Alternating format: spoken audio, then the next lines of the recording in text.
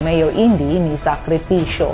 Wala na magpa-re-elect pagkamayor sa Dakbayan aron makatabang sa mas daghang nanginahanglan. Nibalik alang sa report si Borno Texon. Trending topic ug mianig positive reaction sa mga netizens ang surprisang Facebook post ni Osami City Mayor Attorney Henry Andy Fuentes Waminal Jr. may kalabot sa wala dahuma ug makapakurat nga pagdeklara sa mayor atol sa katapusang adlaw sa pagpanawat sa kumilik sa sertipiko di kandidatura sa mga gustong manerbisyo sa publiko nga nakahukom siya ug ang partido Asinso Pinoy nga dili na siya magpa-re-elect o magpasubli pag-usab sa pagkamayor sa syudad ug ang iyang uyuan nga si City Administrator Attorney Sam Norman Fuentes mauna ang iyang gituboy nga mohulip kaniya sa paghupot sa rinda sa pangagamhanan sa syudad. Lakip sa mga netizens nga nasurpresa ug may positive ug inspiring comments ang negosyante nga si Mr. Audi Lim. Matod pa niini na amis siya sa extraordinary performance sa atong batanon nga mayor nga nagdaglag dakong garbo ingon nga best performing city. Nang hinaot ang negosyante nga buligan sa kapalaran ang sagubangon nga panaw karon sa atong mayor sa syudad. Gipasalamatan usab ni Mr. Lim si Mayor Indy ug iyang gidugang ang maka-inspired nga pulong nga nagkanayon. To quote, "It will be your legacy and forever be in the history books of Osami's City."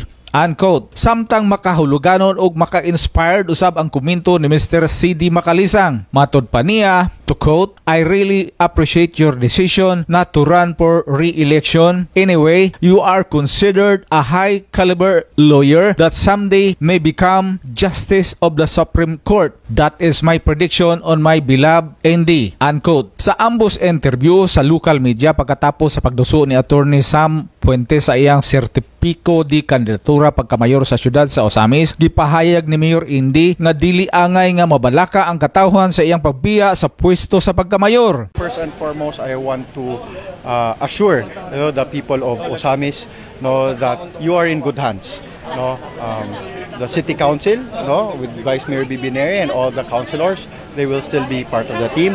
They will be working hard provide appropriate legislative measures para sa atuang syudad, and they will have a strong partner and equally capable mayor in the manning the executive department in the form of our city administrator now who will be who will be taking up the helm as mayor of the city. So they have the right ability. Iyang gipaklaro nga taas-taas nga panahon ang gigugol sa Team Asinso leaders para madesisyonan ang bag-ong plastada karon sa pamunuan sa syudad, distrito ug sa tibuok probinsya. Diin ang tumong lamang ug katuyuan sa partido nga mas makakuha pag mas daghang services and programs para magbenepisyo sa katawhang misamisnon. Taon-taon po yun, but it was only very recently decided. In fact, si Attorney Sam was just filling up his COC right before we came here. And it was determined that it's really the best, not just for the city, but also for the district and the entire province as well, because we aim just to provide more services and programs sa tuang probinsya. Nasayran gikan mismo ni Mayor Indy, siya mo ang first nominee sa Asinso Pinoy Party List nga magpapili sa maabot nga May 12, 2025 national and local elections. Kung ugaling, tugpahan sa kapalaran ug buligan sa suporta sa katawhang misamisnon, siya ang mamahimong ikatulong congressman nga magrepresent unya sa probinsya sa Misamis Occidental dito sa hawanan sa Kongreso. With the support of the people, and we're confident if the entire Asenso Misamis Occidental constituency will provide me with their support as well. We are also vying to serve as an additional representative for the province of Misamis Occidental through the party list group of our local political party. We have Asenso Pinoy right here. Muni ang atuang local political party nga where ang mga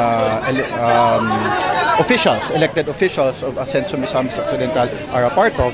And as a local political party, nga ang atuang mong duha ka congressmen, they are part of Lakas and NP.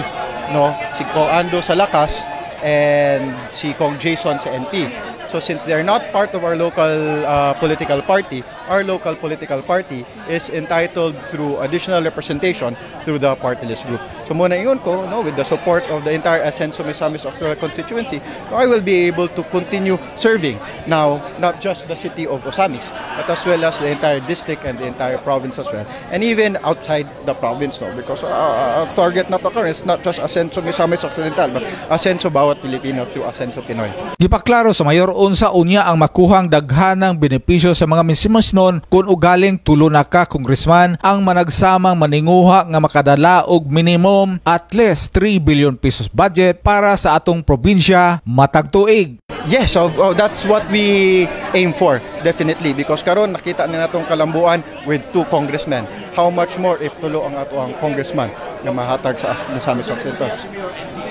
With the support of the people, of course. Yeah. Usa ka dakong sugal para sa karera ni Mayor Andy Waminal ang pagbiya niya sa pagkamayor sa syudad nga kun sumadahon siguradong makuha niya kini sa dakong kasayon. Pero tungod sa iyang personal nga tinguha katimbang sa Asenso Pinoy Party nga makakuha pagdaghanang oportunidad para sa katawhang misamisnon, siya ang magpa-elect sa sunod nga eleksyon ingon nga Asenso Pinoy Party List representative. Kinasingkasing niyang gipangayo ang suporta sa tanang Osamisnon o katawhang misamisnon para magmalampuson o mahatagag bili ang iyang pagsakripisyo. Yes, so I already gave you my assurance earlier nga dili mo angay mabalaka. I just want to call on your support, no, for the Kanunay Asenso Osamis administration, which will now be led by Attorney Sam, and I also ask for your support for our Asenso Misamis Occidental leaders and our Asenso Pinoy party list, no, so that we will be able to add to the programs that are currently being enjoyed by Misamisnons right now. Sa iyang Facebook post, nanawagan ang mayor sa syudad nga magkahiusa unta ang tanan ug ipadayon ang pagsuporta sa Kanunay Asenso Osamis administration. Matud pa niya, makasalig kamo nga padayon ako nga mohimo sa akong trabaho hangtod sa katapusan sa akong termino ug sa umaabot pa nato nga mga paningkamot. Alang sa Osamis Today, ako si Bernal Texon.